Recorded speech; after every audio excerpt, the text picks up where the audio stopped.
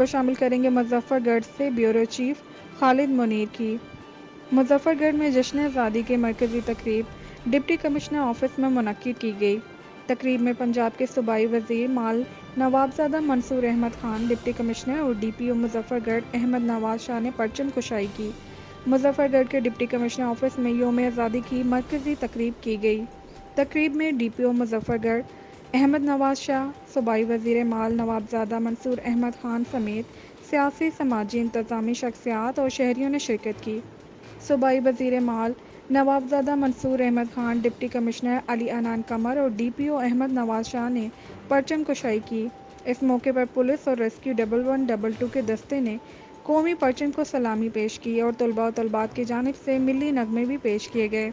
DPO Muzaffargarh Ahmad Nawaz, DC Muzaffargarh Ali अनान कमर और सूबाई वज़ीर माल की जानिब से फ़िज़ा में परिंदे भी आज़ाद किए गए।